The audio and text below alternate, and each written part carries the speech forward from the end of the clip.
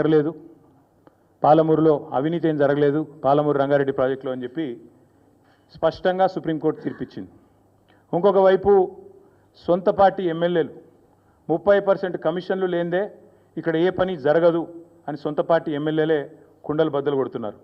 అట్లాగే సొంత మంత్రులు క్యాబినెట్ సహచరులు స్పష్టంగా చెప్తున్నారు, మా మంత్రులు పైసలు తీసుకుంటారు లేకపోతే ఫైళ్ళు కదలై అని చెప్పి పాపం నిజాయితీగా ఒప్పుకుంటున్నారు.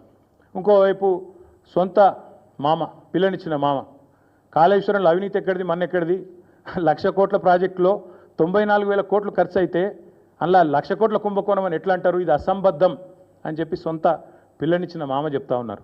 కాబట్టి ఫ్రస్ట్రేషన్లో రేవంత్ రెడ్డి గారు ఏవేవో చేస్తుంటారు, ఏవేవో లీకులు ఇచ్చి ఏదో రకంగా మీడియా మేనేజ్మెంట్ చేసి నేషనల్ హెరాల్డ్ కేసులో ఛార్జ్షీట్లో పేరు వచ్చిన కొన్ని పత్రికలు అయితే రాయలేదు. మాకు చాలా ఆశ్చర్యంగా ఉంది, ఎంత బాగా కవర్ చేసుకుంటూ వస్తున్నారంటే రేవంత్ రెడ్డి గారిని, చాలా ఆశ్చర్యంగా ఉంది, ఇట్లా కూడా చేయొచ్చా అని. అంటే ఇంత పెద్ద కేసులో ఇంత పెద్ద మ్యాటర్ వస్తే, ఒక ముఖ్యమంత్రి పేరు వస్తే, ఇదే కేసీఆర్ గారి పేరుంటే రాకపోదురా? ఇదే కేసీఆర్ గారి పేరుంటే కోతికి కొబ్బరి చిప్ప దొరికినట్టు కొంతమంది సంబరాలు చేసుకుంటూ పేపర్ల నిండా తాటికాయ అంత అక్షరాలతో రాసేటోళ్ళు ఇలా రేవంత్ రెడ్డి గారికి కవరింగ్ ఇచ్చేందుకు చాలా కష్టపడి కాపాడుతున్నారు. వారందరికీ నేను చేసే విజ్ఞప్తి ఒకటే, మీరు ఎన్ని చేసినా, ఎంత గింజుకున్నా, ఈ మీడియా సంస్థలు ఎంత తాపత్రయపడ్డా, ఆయన మీకు ఎంత అడ్వర్టైజ్మెంట్లు ఇచ్చినా, ఎన్ని రకాలుగా మిమ్మల్ని ఫోన్ చేసి బెదిరించినా ప్రజలకు విషయం అర్థమైపోయింది. ఈయన ఒక లొట్టపీసు ముఖ్యమంత్రి, ఈయనతను ఏం కాదు అని అర్థమైంది. కాబట్టి మీరు కూడా దయచేసి నిష్పక్షపాతంగా వార్తలు ప్రజలకు చెప్పండి. లేకపోతే సోషల్ మీడియా ఉంది, మీరు చెప్పినా చెప్పకపోయినా సోషల్ మీడియా ద్వారా ప్రజలకు అన్నీ తెలుస్తాయి. తెలియదు ఇక మేము పిల్లి కదా కళ్ళు మూసుకొని పాలు తాగితే తెలియదు అనుకుంటుంది అన్నట్టు, మేము రాయకపోతే వార్తనే కాదు, మేము రాయకపోతే మేము నొక్కేస్తే ఎవరైనా కూడా వాస్తవాలు చెప్తున్నాం. మీకు అబద్ధం అనిపిస్తే నేనేం చేయాలి? కానీ చాలామంది రాస్తలేరు, మరి ఏం చేయాలి? మరి మా బాధ మేము చెప్పుకోవాలి కదా, ప్రజలకన్నా చెప్పుకోవాలి కదా. కాబట్టి మీరు అట్లా అనుకొని మీ భ్రమల్లో ఉన్నంత మాత్రాన మీరు చేయగలిగేది ఏం లేదని కూడా చెప్తూ సహకరించే మిత్రులకు థ్యాంక్ యూ.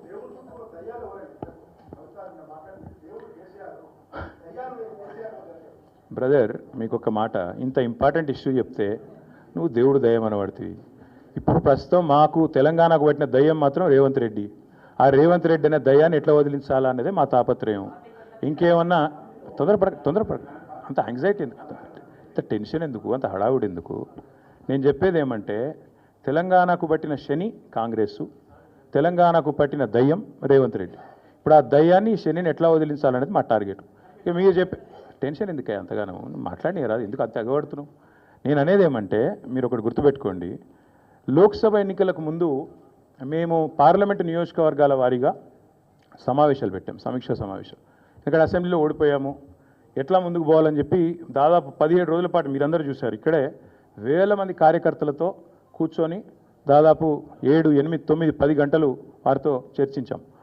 ఆ ప్రాసెస్లో చాలామంది డైరెక్ట్గా మైకులో మాట్లాడిన వాళ్ళు ఉన్నారు, కొంతమంది చిట్టీల మీద రాసిచ్చిన వాళ్ళు ఉన్నారు, కొంతమంది కేసీఆర్ గారికి ఉత్తరం అందించండి అని చెప్పి ఉత్తరాలు ఇచ్చిన వాళ్ళు ఉన్నారు. కాబట్టి మా పార్టీలో we encourage open culture, democracy కాబట్టి, డెమోక్రాటిక్ పార్టీ కాబట్టి, ప్రజాస్వామిక స్ఫూర్తి ఉన్న పార్టీ కాబట్టి, మా పార్టీ అధ్యక్షుల వారికి ఎవరైనా సూచనలు చేయాలనుకుంటే ఉత్తరాలు రాయొచ్చు. అదేదో చాలా గొప్ప విషయం అన్నట్టు మీరందరూ అంత బాధపడిపోవాల్సిన అవసరం ఏం లేదు. నేను అనేది ఏమంటే, మా పార్టీలో డెమోక్రసీ ఉంది కాబట్టి మా పార్టీ అధ్యక్షుల వారికి, మా పార్టీ నాయకులు ఎవరైనా సరే అప్పుడప్పుడు సూచనలు, సలహాల రూపంలో లిఖితపూర్వకంగా ఇవ్వచ్చు, ఓరల్గా ఇవ్వచ్చు, రకరకాలుగా ఇవ్వచ్చు.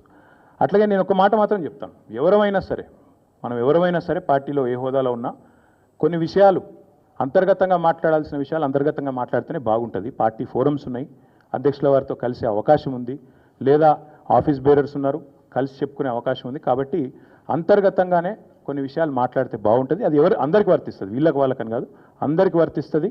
తప్పకుండా ఎవరమైనా ఒకటే, ఈ పార్టీలో అందరం కార్యకర్తలమే, అందరికీ కూడా ఇదే సూత్రం వర్తిస్తుంది. కాబట్టి మీరు కూడా దయచేసి ఇంత ఇంపార్టెంట్ ఇష్యూ మాట్లాడితే దీన్ని మళ్ళీ మీరు, నాకు తెలుసు మీ సంగతి, you are intelligent, unfortunately I'm also intelligent.